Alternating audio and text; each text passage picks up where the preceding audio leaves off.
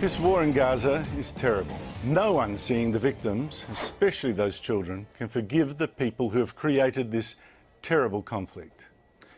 The accidental bombing of one shelter this week killed another 20 people, and a UN official broke down trying to explain it. The rights of Palestinians, even their children, are wholesale denied, and it's appalling.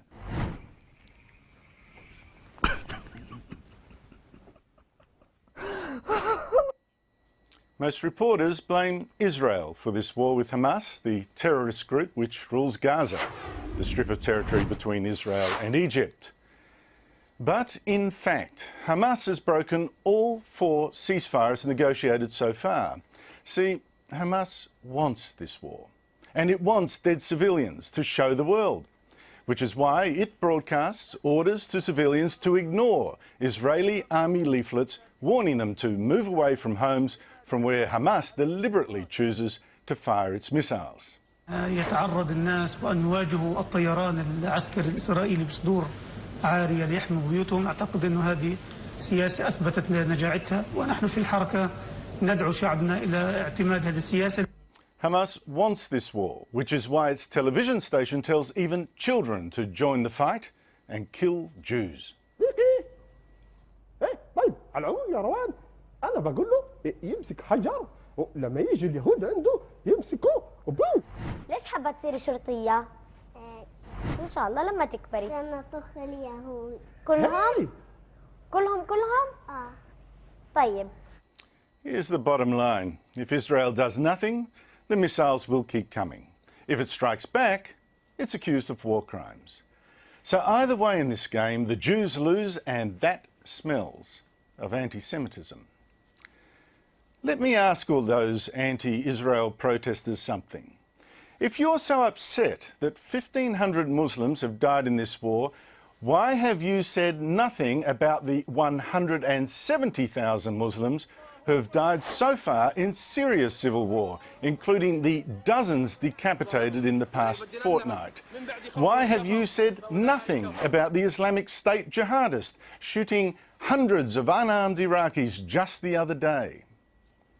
If you're really so worried about violence against children, why haven't you protested against Boko Haram, who this year cut the throats of schoolboys and made slaves of nearly 300 girls? Why is Israel the great evil, when Muslims are killing thousands more Muslims in wars in Pakistan, Afghanistan, Somalia, Libya, Yemen, Iraq, Syria? Is it that those Jews won't just lie down and die? Something smells, and sure enough, around the West we see that familiar old hatred, this time fed by mass immigration from the Third World. In France this month, Arab rioters looted and burned Jewish shops and attacked synagogues, as well as the police trying to protect them. In Germany this month, 2 men wearing Jewish yarmulkes were attacked.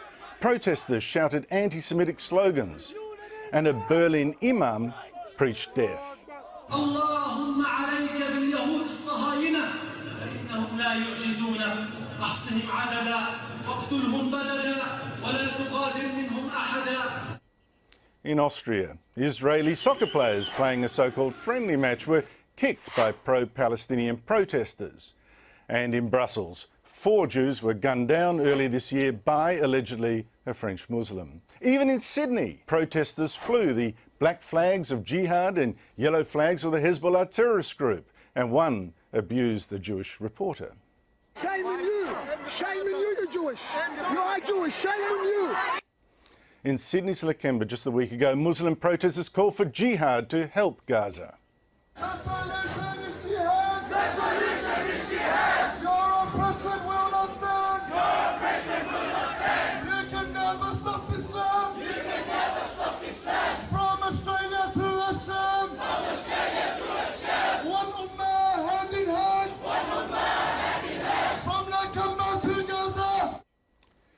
No, this isn't really about Israel being cruel.